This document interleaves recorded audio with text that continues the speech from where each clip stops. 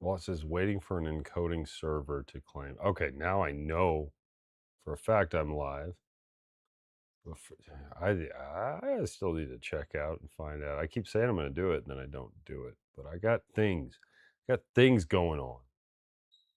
Someone said today, "Don't work too hard, David," and I know.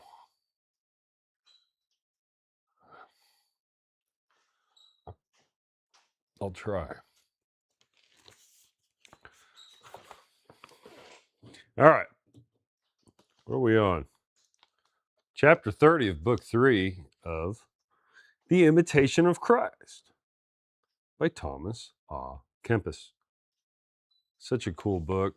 Such a good book. My legs hurt. I don't even like leaning forward today. I've been working out, folks. Huh? How about that? How about that? I never work out. In the past week and a half or so, I've been working out. That's new for me. I'm not used to this. Not used to this. And I'm late, if you can't tell. I don't know if anybody tries to actually tune in at 10 yesterday. Yesterday. I don't think I had a single viewer. That's fine. Not doing it for popularity or viewers. I'm doing it so that one day, if I have a digital trail, maybe it'll all lead to this. I'm from the generation of American Pie and you know, the 50 Shades of Grey. And I think a lot of Americans are trying to recover from things that we saw as normal, cool. You want to be cool, drink, smoke weed, have uh, sexual relations on a whim. You do all these things that are cool, and you get older. Even if you settle down and you take the right path, there's still the internet there to try to, and now the weed's legal, and I have a lot of hope for these generations coming up that seem to be turning away from these things that us millennials were literally, not literally, but we were force fed. Like if you were plugged in, if you had a TV at all, you were told these things were cool. I just hope that people aren't rejecting these things because they're antisocial and because maybe video games are the new addiction or something like that. Because there is a learning experience to being young and being kind of crazy, a little bit wild. I get that. Fisher King on X has some great posts about that. What's lacking? What's missing? At the same time, if this younger generation is turning away from alcohol and sex because they feel in tune to God, because they're aligning themselves to God's will, not from just fear of being recorded, that's scary. That's scary. Why are we all being good? Well, because people are watching, because the cameras are everywhere. The state, is watching.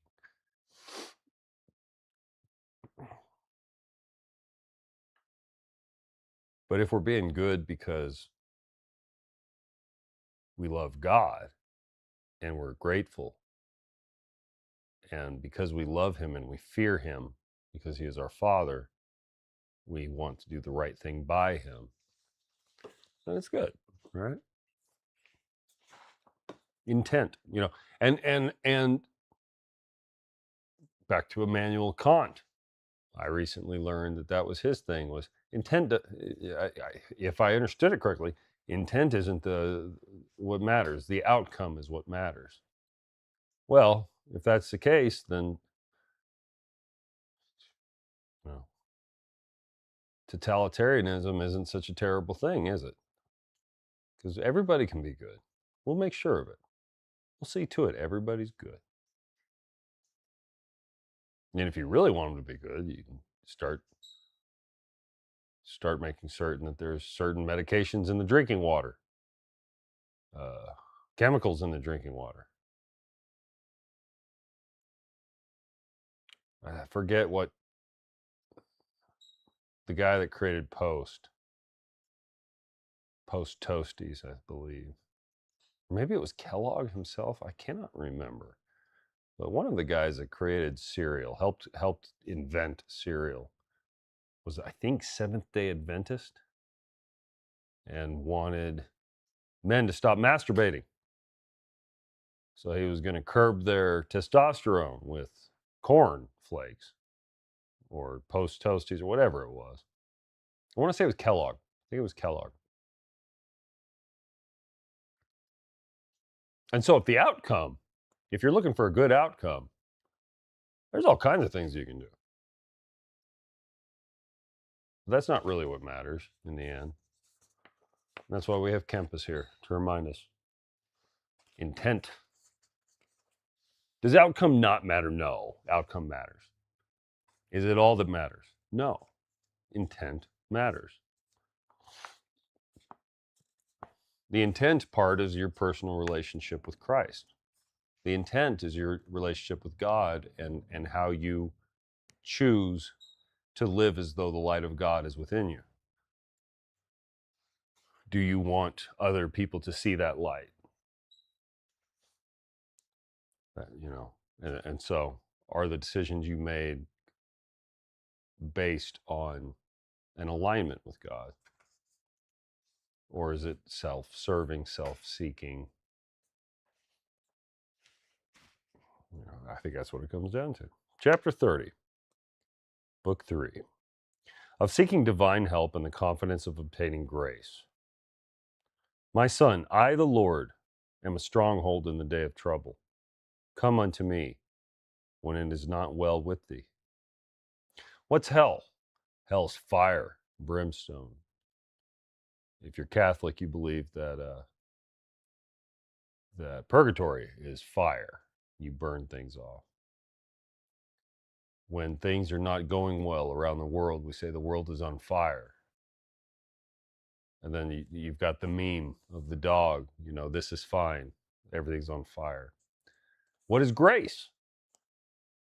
Grace is God's love poured into you. Poured is the word that God uses in the Bible. Grace is water. And so when you feel like the world around you is on fire, pray for grace, because none of us can get through it alone. Pray for water. God's grace poured into you.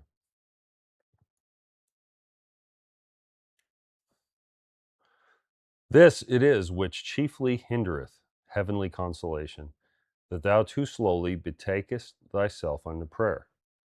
For before thou earnestly seekest unto me, thou dost first seek after many means of comfort. Did I already read this? I mean, he's repetitive. I did read this. We are on chapter 31. I got to get my act in order. Chapter 31, of the neglect of every creature, that the Creator may be found. O Lord, I still need more grace. If I would arrive where neither man nor any other creature may hinder me. For so long as anything keepeth me back, I cannot freely fly unto thee. He desired eagerly thus to fly, who cried, saying, Oh, that I had wings like a dove, for then would I flee away and be at rest. What is more peaceful than the single eye? And what more free than he that desireth nothing upon earth? Therefore must a man rise above every creature, and perfectly forsake himself, and with abstracted mind to stand and behold that thou, the Creator of all things, hast among thy creatures nothing like unto thyself. And except a man be freed from all creatures, he will not be able to reach freely after divine things. Therefore, few are found who give themselves to contemplation, because few know how to separate themselves entirely from perishing and created things. For this much grace is necessary, which may lift up the soul and raise it above itself. And except a man be lifted up in the Spirit, and freed from all creatures, and altogether united to God, whatsoever he knoweth, whatsoever he hath, it mattereth but little. He who esteemeth anything great, save the one only, incomprehensible, eternal good, shall long time be little and lie low. For whatsoever is not God is nothing, and ought to be counted for nothing. Great is the difference between a godly man, illuminated with wisdom, and a scholar learned in knowledge and given to books. Far nobler is that doctrine which floweth down from the divine fullness above, than that which is acquired laboriously by human study. Many are found who desire contemplation, but they do not strive to practice those things which are required thereunto. It is also a great impediment that much is made of symbols and external signs, and too little of thorough mortification. I know not how it is, and by what spirit we are led, and what we who would be deemed spiritual are aiming at, that we give so great labor and so eager solicitude for transitory and worthless things, and scarcely ever gather our senses together to think at all of our inward condition. Ah me! Forthwith, after a little recollection, we rush out of doors and do not subject our actions to strict examination. Where our affections are set, we take no heed, and we weep not that all things belonging to us are so defiled. For because all flesh had corrupted itself upon the earth, the great deluge came. Since, therefore, our inmost affections are very corrupt, it followeth of necessity that our actions also are corrupt, being the index of a deficient inward strength. Out of a pure heart proceedeth the fruit of good living. We demand how much a man hath done, but from how much virtue he acted is not so narrowly considered. We ask if he be strong, rich, handsome, clever, whether he is a good writer, good singer, good workman, but how poor he may be in spirit, how patient and gentle, how devout and meditative. On these things many are silent. Nature looketh upon the outward appearance of a man. Grace turneth its thoughts to the heart. The former frequently judgeth amiss, the latter trusteth in God, that it may not be deceived. Chapter 32 of self-denial and the casting away all selfishness. My son, thou canst not possess perfect liberty unless thou altogether deny thyself.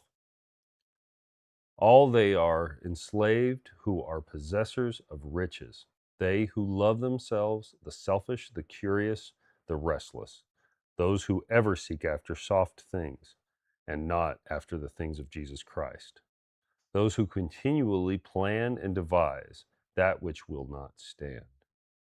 For whatsoever cometh not of God shall perish. Hold fast the short and complete saying, renounce all things, and thou shalt find all things. Give up thy lust, and thou shalt find rest. Dwell upon this in thy mind, and when thou art full of it, thou shalt understand all things. O Lord, this is not the work of a day, nor children's play. Verily, in this short saying is enclosed all the perfection of the religious. My son, thou oughtest not to be turned aside, nor immediately cast down, because thou hast heard the way of the perfect. Rather oughtest thou to be provoked to higher aims, and at the least to long after the desire thereof. Oh, that it were so with thee, and that thou hadst come to this, that thou wert not a lover of thine own self, but wert ready always to my nod, and to his whom I have placed over thee as thy father. Then shouldest thou please me exceedingly, and all thy life should go on in joy and peace. Thou hast still many things to renounce, which if thou resign not utterly unto me, thou shalt not gain what thou seekest. I counsel thee to buy of me gold tried in the fire, that thou mayest be rich. That is heavenly wisdom, which despiseth all base things. Put away from these earthly wisdom and all pleasure, whether common to men or thine own.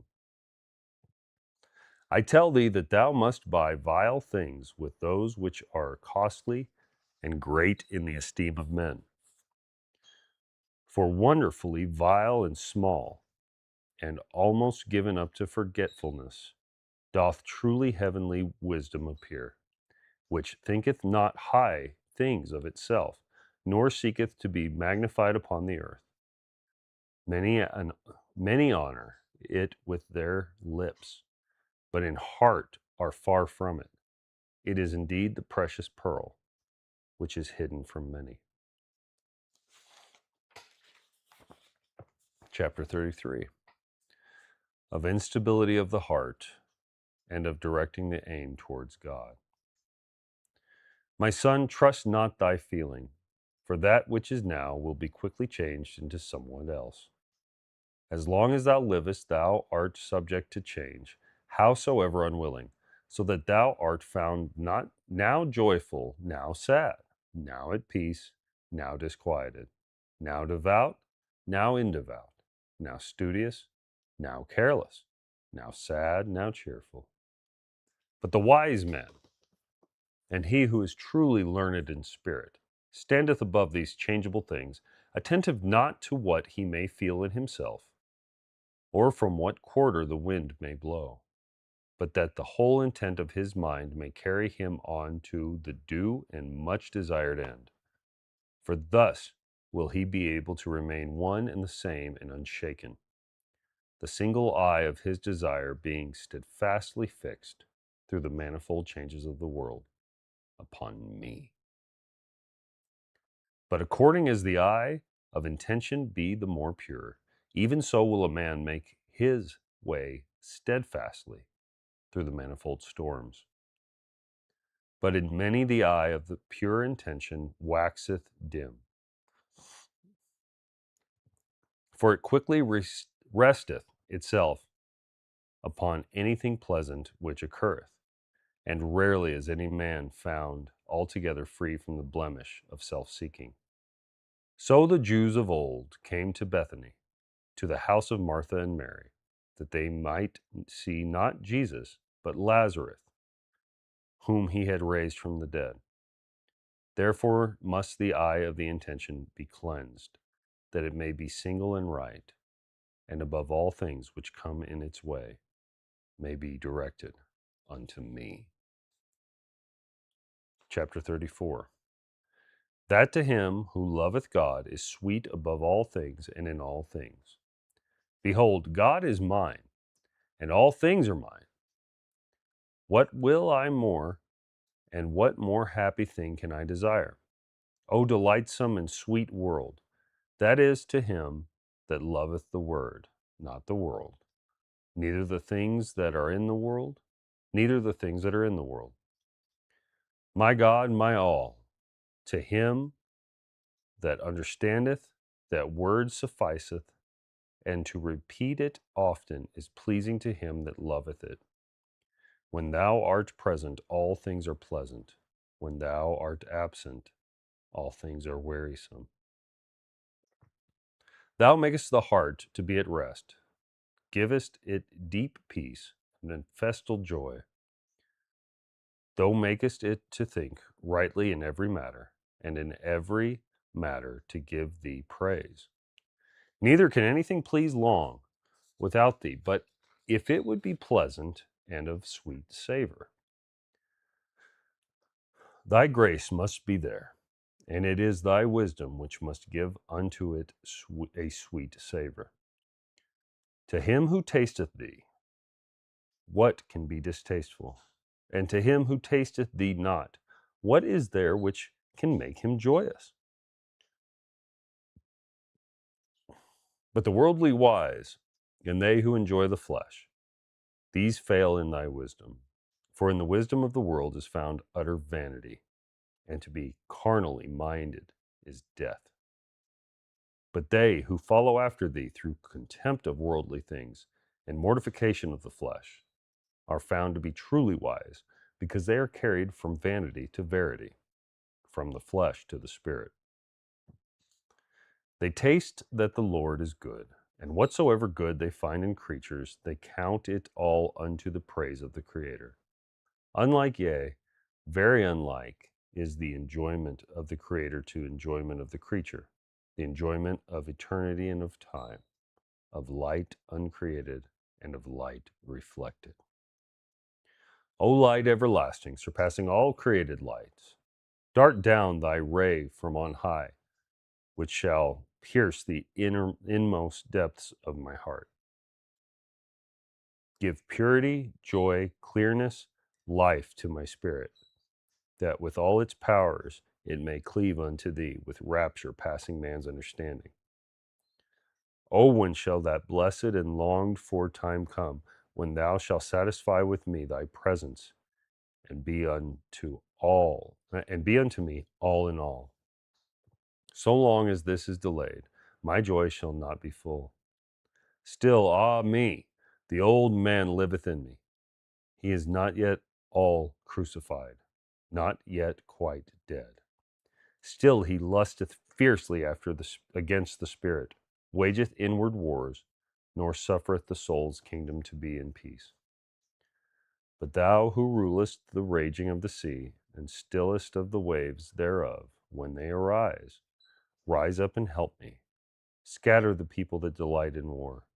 Destroy them by thy power. Show forth, I beseech thee, thy might, and let thy right hand be glorified. For I have no hope, no refuge, save in thee, O Lord my God. Chapter 35, excuse me. That there is no security against temptation in this life. My son, thou art never secure in this life, but thy spirit armor will always be needful for thee as long as thou livest. Thou dwellest among foes, and art attacked on the right hand and on the left. If therefore thou use not on all sides the shield of patience, thou wilt not remain long unwounded. Above all, if thou keep not thy heart fixed upon me with steadfast purpose to bear all things for my sake, thou shalt not be able to bear the fierceness of the attack, nor to attain the victory of the blessed. Therefore must thou struggle bravely all thy life through, and put forth a strong hand against those things which oppose thee. For to him that overcometh is the hidden manna given, but great misery is reserved for the slothful. If thou seek rest in this life, how then wilt thou attain unto the rest which is eternal? Set not thyself to attain much rest, but much patience. Seek the true peace, not in earth, but in heaven, not in man, nor in any created thing, but in God alone. For the love of God, thou must willingly undergo all things, whether labors or sorrows, temptations, vexations, anxieties, necessities, infirmities, injuries, gainsayings, rebukes, humiliations, confusions, corrections, despisings. These things help unto virtue. These things prove the scholar of Christ. These things fashion the heavenly crown. I will give thee an eternal reward for short labor and infinite glory for transient shame.